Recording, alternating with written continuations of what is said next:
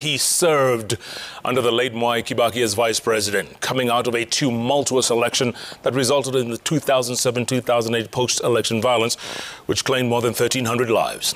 Until the late Kofi Annan initiated reconciliation that birthed the Grand Coalition government, with Kibaki as president, Kalonzo Musyoka as vice president, and ODM leader Raila Odinga as prime minister.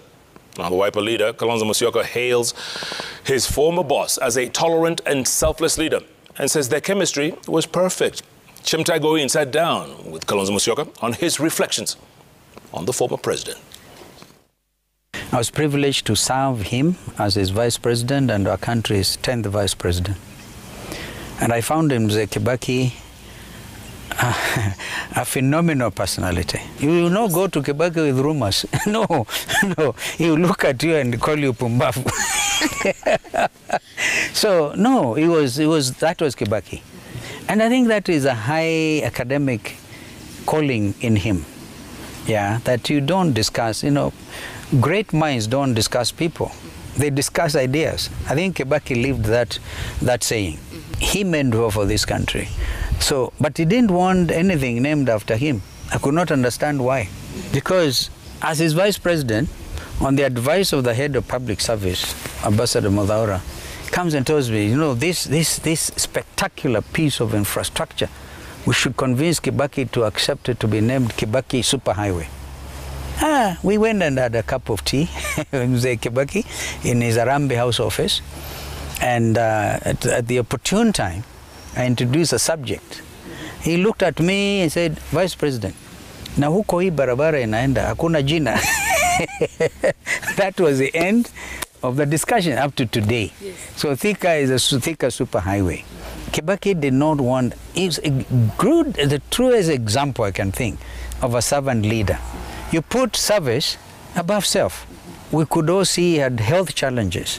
So as his vice president, that was my #1 preoccupation, to make sure that what Kibaki must do is he does it in relative calm and peace of mind, not causing him stress.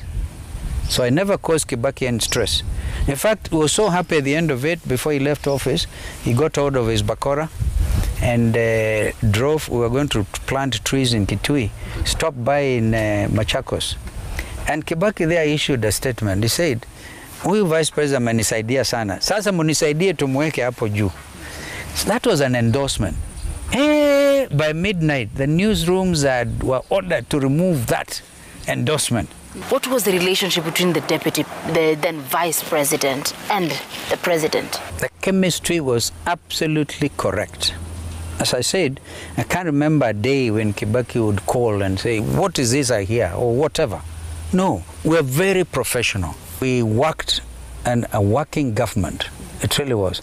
And then when, of course, we were joined by Prime Minister Raila Odinga, the success of the Grand Coalition government, which was the first ever in Africa, was something we should all revisit.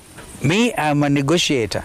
And if anybody needs me to negotiate a peaceful transition of President Uhuru Kenyatta, I'm ready, in memory of Mzee Kibaki. Yeah. Some ask, do you regret contesting in that election, because they say the number of votes you got is what possibly denied either of the two, the +1?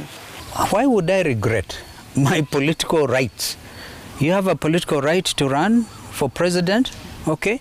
And just in case they think they were right, that's why I've said this time, because of the heat in the country, okay, let me support Raila a third time, so that I can appease those kinds of, I think, negative forces. We want to mourn Mzee Kibaki with a sense of decency and purpose.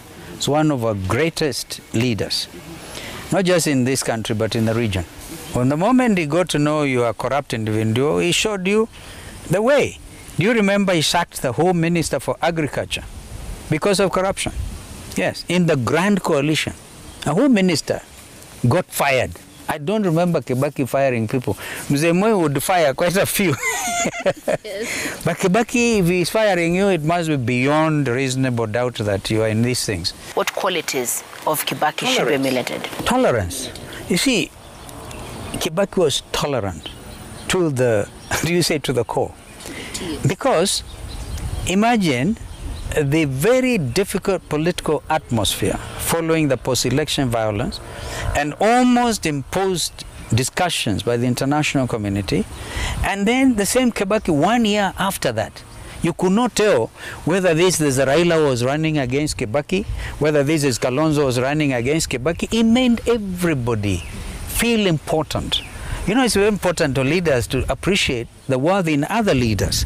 That was Kibaki. He would appreciate everybody's abilities. And so I think we'll miss Kibaki, we'll miss him.